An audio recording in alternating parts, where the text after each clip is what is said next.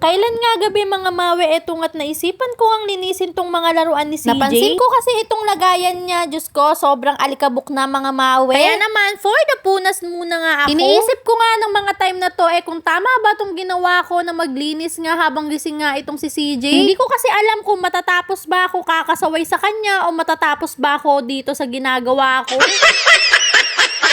Kaya naman, bago nga mag-init itong ulo ko mga mawi, Diyos ko, naisipan ko na nga lang talaga siyang paliguan na at patulugin. At sa wakas nga, napatulog ko na nga rin itong batang ito. Mabilis lang naman itong matulog si CJ, lalo na't patay na nga yung mga ilaw. Dali-dali ko na nga binalikan itong mga ginagawa ko dito. At declutter nga ako ng mga laruan ni CJ, yung mga hindi na nga matino at sira-siraan na, talaga namang ipagtatatapon ko na. Pati nga yung maliliit na nakakalas na ay tatapon ko na. Alam niyo ba mga Mina, okay nga lang sa akin na kahit na nga makalat at magkalat pa nga itong si CJ. Basta ang importante ay hindi nga siya nagkakasakit. At dadami pa nga yung mga laruan niya sa mga susunod pa nga, dahil nga syempre 1-year-old pa lang naman siya at marami pa nga yung ituturo, at lalo na nga kapag natuto na nga siyang magturo.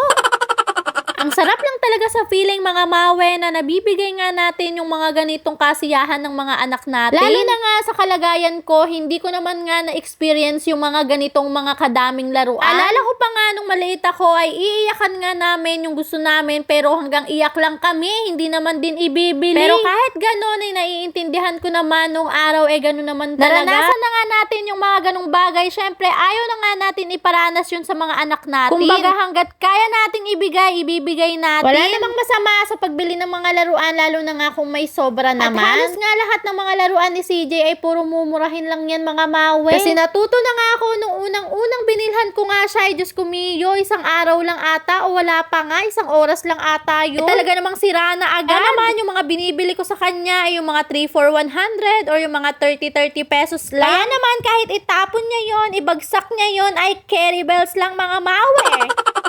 Pero syempre mga mi, baka may mag-react nga dyan, except sa mga learning toys niya, gaya niyang mga sulatan na yan, ay hindi naman yan 30 mga mi. At yung sinasakyan naman na yan, ay hindi ko naman binili yan mga mi, binigay nga lang din yan kay CJ. Natutuwa nga ako kapag nga may nagbibigay ng laruan kay CJ, lalo na nga't mga sapatos, gano'n. Talaga namang napakasaya ng puso ko. Ganon din ba kayo mga mi, kapag nga may nagbibigay sa mga anak ninyo, talaga namang napakasaya. Syempre, bukod sa na-appreciate nga natin yung mga nagbibigay sa mga anak natin, at talaga namang nakakatuwa talaga na meron pang mga ganong tao. Sa kadaldalan ko nga, etong at mayayari na nga pala ako sa ginagawa ko mga mi. Nagwalis nga lang ako dyan, at pagkatapos nga ay nagmap na nga rin ako. Ang sarap talagang maglinis kapag nga ganito ang eksena. Syempre, tulog ang makulit na bata.